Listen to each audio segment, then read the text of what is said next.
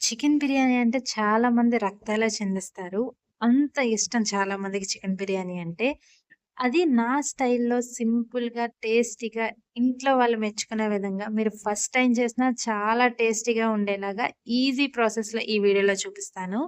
No further delay let's get into the video. First basmati rice తీసుకోవాలి. పొడవుగా ఉంటుంది కదా! మనం ఎంతమందికైతే బిర్యానీ పెట్టాలనుకుంటున్నామో అంత రైస్ తీసుకోవాలి. ఇప్పుడు నేను తీసుకున్న గ్లాస్ అయితే 1 గ్లాస్ తీసుకుంటే ఇద్దరికి ఫుల్‌గా తినొచ్చు. అలా మీరు ఎంతమందికి తీసుకోవాలనుకుంటున్నారో అంత రైస్ తీసుకొని ఒక 2 టైమ్స్ మంచిగా వాష్ చేసుకోవాలి. వాష్ చేసుకున్న తర్వాత దాన్ని ఫుల్‌గా వాటర్ నింపేసి పక్కన పెట్టుకోవాలి. ఒక half an hour to 1 hour ఇలా మనం ముందుగా నానబెట్టుకోవడం వల్ల రైస్ వేగంగా కుక్ అవుతుంది. మనకి మంచిగా ఉంటుంది చూడడానికి కూడాను. స్టెప్ 2లో మనం చికెన్ మ్యారినేట్ చేసుకోవాలి. మనం చికెన్ దమ్ బిర్యానీ చేస్తున్నాం కాబట్టి పీస్ అనేది కొంచెం పెద్దగా బిర్యానీ పీస్ అంటే మనకిస్తారు. అలా తీసుకొని ఒక 2 టైమ్స్ మంచిగా చికెన్ వైట్ వచ్చిన వరకు వాష్ చేసుకోవాలి. దానికి మనం అల్లం వెల్లుల్లి పేస్ట్ చేసుకోవాలి కదా! నేనైతే కొంచెం అల్లం, తెల్లుల్లిపాయలు నేను డైరెక్ట్‌గా వేసేసాను. మీ ఇష్టం ఓపికుంటే అవి తీసుకొనైనా వేసుకోవచ్చు. అండ్ నెక్స్ట్ కొంచెం కొత్తిమీర యాడ్ చేశాను. ఫ్లేవర్ బావుంటుందని. దాన్ని మొత్తం మిక్సీ పట్టుకొని ఈ చికెన్‌లో వేసుకోవాలి. అండ్ నెక్స్ట్ మనకు కావాల్సినంత పసుపు, ఉప్పు, కారం మనం ఎంత క్వాంటిటీ చికెన్ తీసుకున్నామో దానికి సరిపడే విధంగా ఉప్పు, కారాలు వేసుకోండి. అండ్ నెక్స్ట్ కొంచెం గరం మసాలా. గరం మసాలా అనేది చాలా తక్కువేసుకోండి. అప్పుడు మనం కొంచెం ఎక్కువగా తినగలం. అండ్ కొంచెం ధనియా పొడి, చికెన్ మసాలా అండ్ బిర్యానీ మసాలా. అవన్నీ వేసిన తర్వాత పెరుగు యాడ్ చేసుకోవాలి. పెరుగనేది ఫ్రెష్ పెరుగై ఉండాలి. పులిసిన పెరుగైతే మనకి అంత టేస్ట్ రాదు పీస్ అనేది. మీ ఇంట్లో ఫ్రెష్ పెరుగుంటే ఓకే. లేదు అంటే ప్యాకెట్ పెరుగైనా తెచ్చుకొని వేసుకున్నా బావుంటుంది. దాన్ని మొత్తం కలుపుకొని ఒక half an hour to 1 hour పక్కన పెట్టుకోవాలి.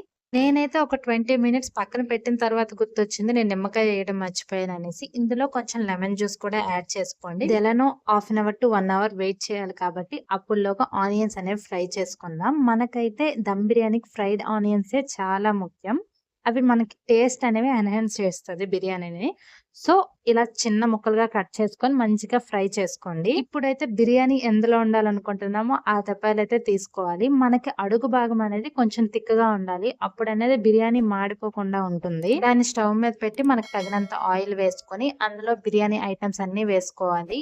ఒక మిరియాలు, గసగసాలు తప్ప ఆల్మోస్ట్ అన్నీ వేసుకోండి ఒక్కొక్కటి. బిర్యానీ ఆకు అండ్ లవంగాలైతే ఒక 2, 3 ఎక్స్‌ట్రా వేసుకోండి. టేస్ట్ బావుంటుంది. లైట్‌గా 1 మినిట్ ఏగిన తర్వాత జీడిపప్పు వేసుకున్నాను. ఇది ఆప్షనల్ ఖచ్చితంగా వేయాలని లేదు. నా దగ్గర ఉంది కాబట్టి వేసుకున్నాను. అవి కూడా ఒక 1 మినిట్ ఏగిన తర్వాత అందులో ఆనియన్స్ ఏసుకొని మంచిగా ఫ్రై చేసుకోండి. ఆనియన్స్ బాగా ఏగిన తర్వాత మనం ముందుగా మ్యారినేట్ చేసి పెట్టుకున్న చికెన్ ఉంది కదా! ఇందులో వేసుకొని మంచిగా కలుపుకొని మూత పెట్టేసుకోవాలి. ఇలా మూత పెట్టుకొని ఒక 2, 3 టైమ్స్ మనం మూత తీస్తూ కలుపుతూ పెట్టుకొనుండాలి. ఇటు పక్క చికెన్ వేసిన తర్వాత ఇంకో పక్క మనం రైస్ పెట్టుకోవాలి. ఈ 2 ఇంచుమించు ఒకేసారి మనకు కుక్ అవుతూ ఉండాలి.